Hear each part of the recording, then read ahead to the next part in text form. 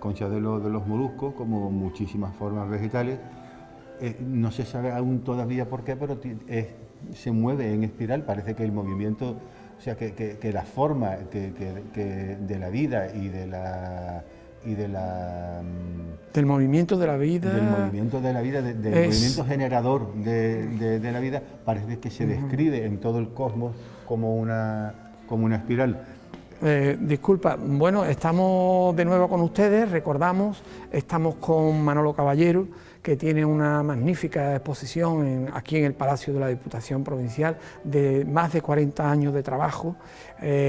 Vamos a hacer un pequeño recorrido, no tenemos demasiado tiempo, son 250 cuadros, pero vamos a hacer un pequeño recorrido en esta segunda parte del programa Calle Libertad. Y hablábamos, Manolo, estábamos hablando de la influencia de la alquimia, pero yo creo en tu obra, pero a mí me gustaría que comentara San Antonio, esta trilogía sobre San Antonio, ¿no? Sí, este es un tríptico que pinté en el año 2000, creo que fue, sobre las tentaciones de San Antonio, un tema muy querido por toda la iconografía, sobre todo barroca, aunque sí. En el que muestra la historia de San Antonio. Es un egipcio sí. que abandona una vida fácil y diríamos alegre en Alejandría, sí. Y se retira al desierto para hacer penitencia, para hacer una vida eremita, ¿no? Eremita, para hacer una vida eremítica. Y allí encuentra a San Pablo Ermitaño, que era otro ermitaño que con anterioridad se había retirado, sí. Al desierto. La forma canónica de representar, sí. este hecho, yo en cierto modo la he seguido, aunque la he dividido en tres lienzos. Sí. Aquí en el primero es representado a San Antonio haciendo penitencia en el desierto, siendo ya en principio tentado por, fíjate, allí arriba aparece la cabeza de un cerdo. Sí, efectivamente. Aquí sí. está, él hace penitencia en el desierto. Sí. Y aquí tentaciones, ¿no? Es el tema central de su iconografía, las tentaciones, cuando él huye de las tentaciones. Aquí está representado el diablo, sí. como un andrógino. Sí. Veis que en la cabeza tiene un pene, pero sí. Parece que es una mujer que un brazo, a todas luces falso, sí. le ofrece dinero, sí. monedas. Es decir, todo lo que la vida ofrece, ¿no? De tentaciones, de pecado. Exactamente. He puesto uno de los animales que más, o que a mí me producen más repulsión, que es una rata, sí. Y como elemento diabólico o satánico de los que intentan convencer a San Antonio, he puesto aquí, si te fijas, el sí. Guggenheim. Ah, sí, el Guggenheim, verdad. El Guggenheim como un alegato en contra a esa estupidez que se llama el arte contemporáneo, y que es uno de los... el Guggenheim no es más que una catedral judía. Sí. Y entonces lo he querido significar ahí como uno de los elementos de las tentaciones que podría San Antonio haber incurrido en ellas. Exactamente. ¿Y aquí, Manolo? Y aquí ya se culmina esto es ya la apoteosis, la epifanía, por eso lo he realizado con unos colores más vivos, más vivos, más brillantes. En esa huida por el desierto, sí. San Antonio descubre a un centauro, que es esta figura que aparece sí. aquí, ¿ves? Que sí, tiene sí, cuerpo sí. humano y pierna y pata caballuda, que le va indicando el lugar en donde se encontraba San Pablo. Sí. Podemos recordar otro cuadro que es, por supuesto, infinitamente mejor que el mío, que me parece que es hasta una estupidez decirlo, el de Velázquez, sí. En el que los dos ermitaños ya se reúnen. Yo lo he representado aquí, este sería San Pablo, este es San Antonio, cuando lo descubre. ¿Y qué significan estas figuras que yo he representado aquí abajo? Pues cuando se reúnen los dos, hay entre ellos parece que hay como una especie de explosión cósmica, de veneración mutua. Ya. Sí. Y entonces esa especie de cosmogonía que se establece entre Pablo y Antonio, sí. o esa especie como de hierofanía que aparece entre los dos, la he representado aquí con los 4 elementos: el agua, ahí abajo, la tierra, que el fuego, y el aire. Vale.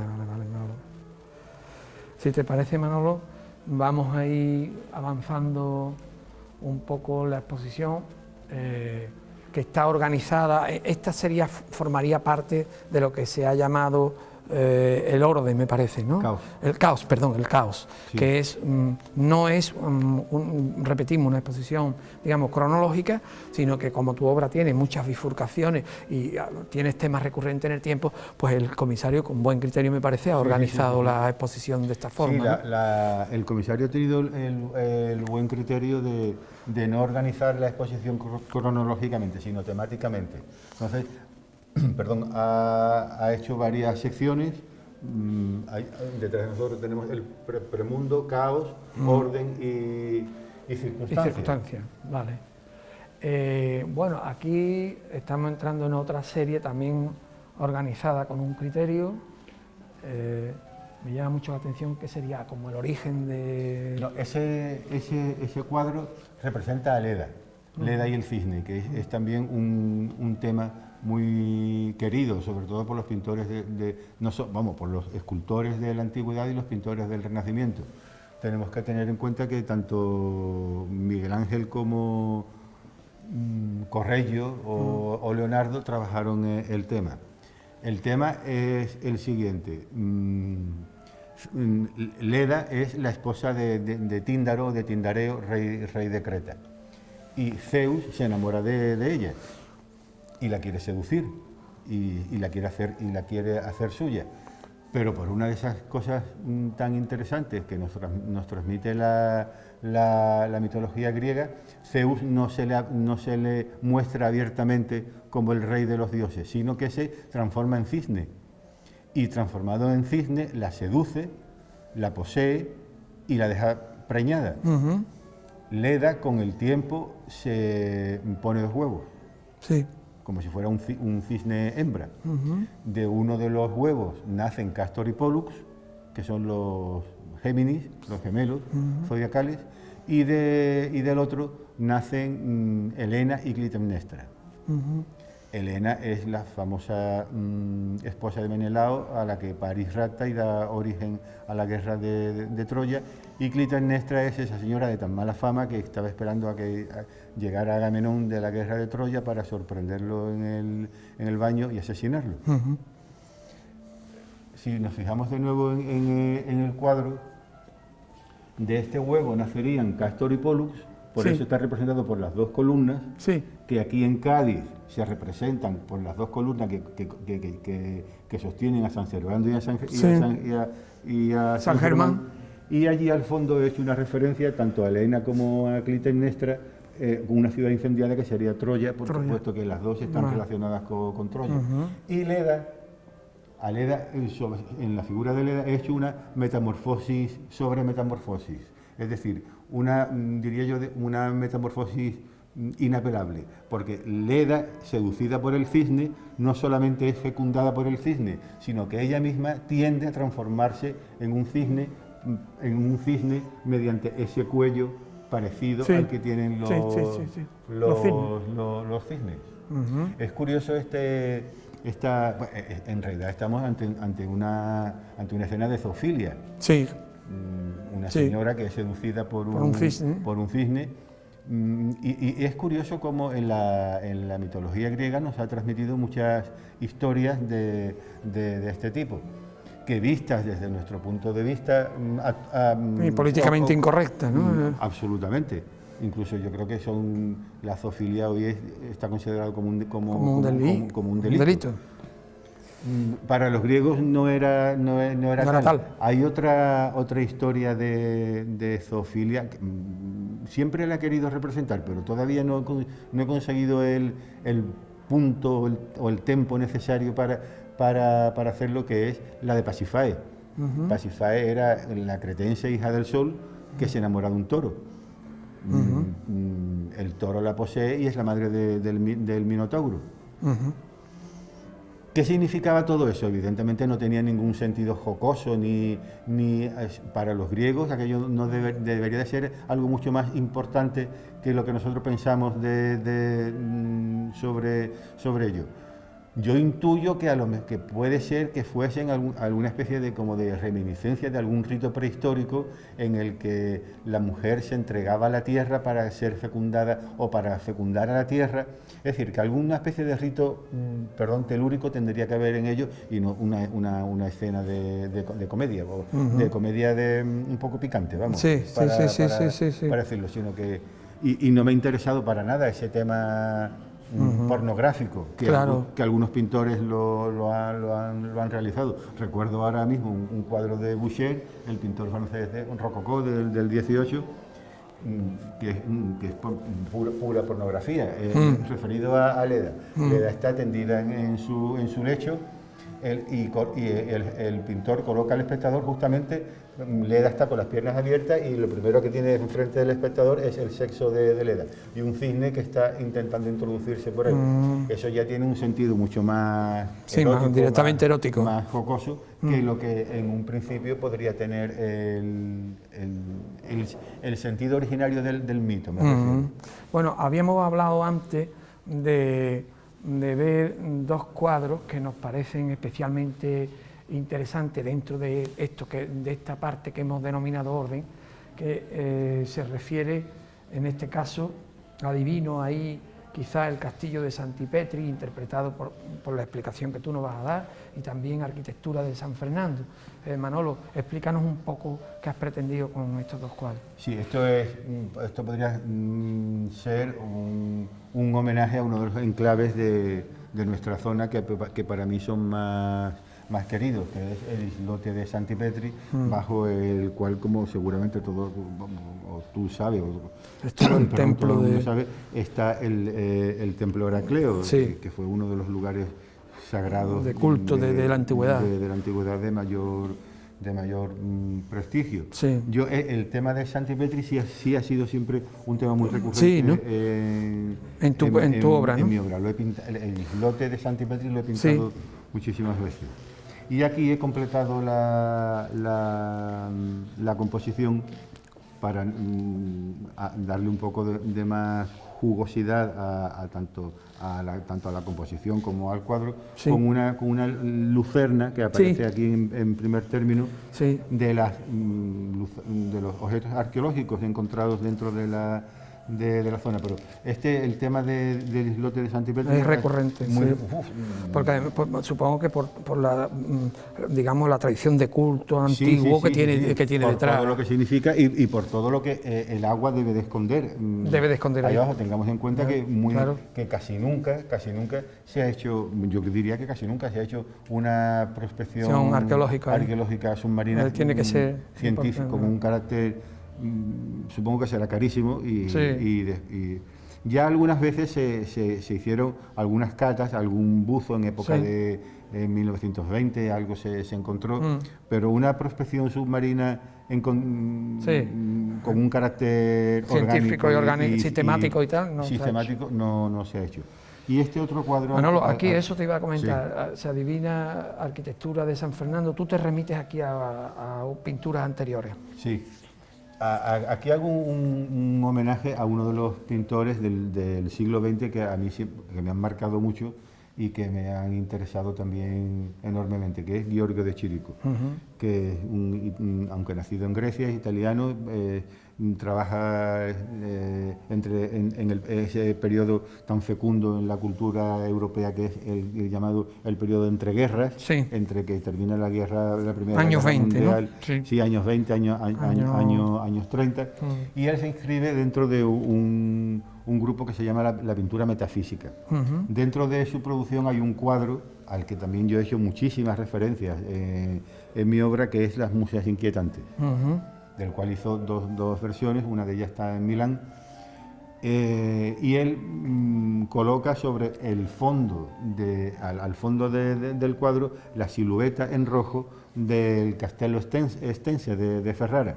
Yo eso lo he traducido por la fachada posterior del Panteón de Marines Ilustres de San Fernando, transformándolo en el Castello Estense y aquí en el primer término he reproducido parte de una de las musas inquietantes del cuadro al que me refiero. ¿Te refieres?